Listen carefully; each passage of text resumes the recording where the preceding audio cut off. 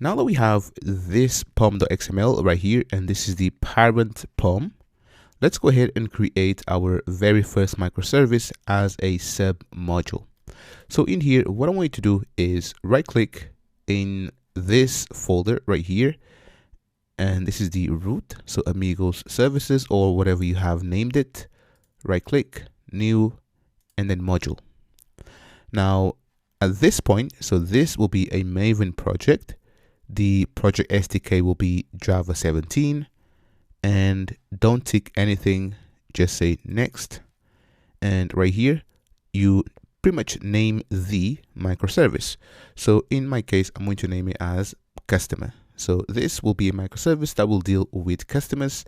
And if I expand the artifact coordinates in here, so the group ID will be com.amigos code, and then the artifact ID is customer, and then leave the version as is. Finish. And there we go. So now have a look. So we have this new folder right here. This is customer, and inside, so let's just open up the parent pom. And what I want you to notice is that we have now by default this new section in here, so modules, and this is a list of modules. So we can only have one module right here, and this is customer. Now, if I open up customer, so this will again have the exact same folder structure. So for any Maven project, so you have the pom.xml. So inside of this pom.xml, we have some properties, and basically have a look. The parent, you can see that we have this icon. So this goes to artifact Amigos code services right here. And I usually like to flip these around just like that. And then the model version, and then this is the artifact for this project right here, which is customer. And if I open up src main, so this is basically everything is empty, and we're going to add a few things in a second. But for now, what we're going to do is let's just open up the pom.xml for our customer microservice, and let me close this for a second. And what I want to do is inside in here, let's have, so we're going to say basically we want to have the dependencies right here, and now we can bring any dependency that we want. So for now, all I want to bring is, so I'm going to say dependency, and this has the artifact ID as spring boot dash starter dash and then web, or starter dash and then web, just like that. And this comes from org.springframework.boot. There we go. So now, so in here, have a look. So you can see that this dependency right here, it comes from, so if I click on this button in here, it comes from Spring Boot dependencies.pom, so 257. So this is what we have defined in here. Have a look. So right here, so dependency management right here, we brought all of these dependencies, and now we are letting each of these microservices choose whatever dependency that they want to use. So for this microservice, we want to be able to write a RESTful API. So hence we are bringing in this dependency. At this point, this is all we need. So what we're going to do now is, let me just close this pom and also this main pom. Oh, actually I closed the wrong one. So let me just open the pom for customer.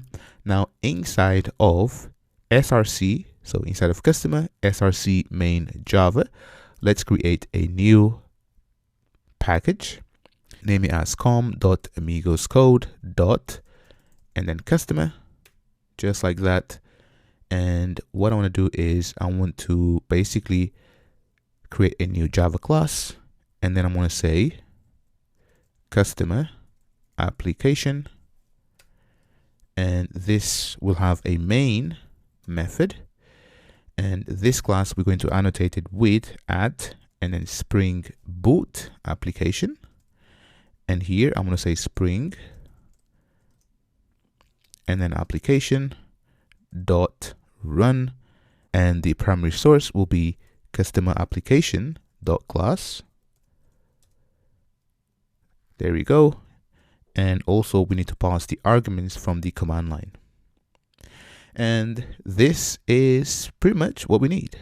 So we also need to have the application.yaml inside of resources. So here, file, and then say application.yaml, or if you prefer properties, it's completely up to you. Enter. And inside, I'm going to have server, and then I want to have the port. So I want to have control of the port, just like that. So the default is 8080. So let's say that we want this to be 8080. And we also want to name this application. So Spring application name, and this will be customer. There we go. Now, what I want to do is I want to basically create a new file in here, and I'm going to name this as banner.txt, and open up Google and search for create Spring Boot banner, and click on this very first link. And in here, let's just say customer. And you can change the font if you want, but I'm just going to leave the default. Copy everything, go back, paste that in. And last but not least, what I want you to do is open up the pom.xml, and you should see this Maven button right here, or you can press Shift Command O to load the Maven changes. So we've added this dependency. So let's just make sure that this is reflected in this microservice. So if I open up, so right here we've got customer, and the only dependencies that customer has is Lombok and start a test. And this is because, so if you recall correctly, inside of dependencies, we said that we want all the microservices or all these submodules to have these two dependencies, right? But we included this one right here for this module, but it's not showing up in here because I need to reload in here. So you can reload from here or from here, either one, and you can see that you now have the dependency, and it's just taking a while to index. And there we go. Now let's open up the customer application. So this is our main method, and right click, run, and there we go. So you can see that. So let me show you the logs. Have a look. So we've got our custom banner in here, which is customer, and you can see that everything started correctly, and you can see that Tomcat started on port 8080. So there we have it. We have our first microservice. Currently, it doesn't do anything. It doesn't talk to any database, so on and so forth, but we'll add that in a second. But you see how easy it was for us to bootstrap a microservice with Spring Boot.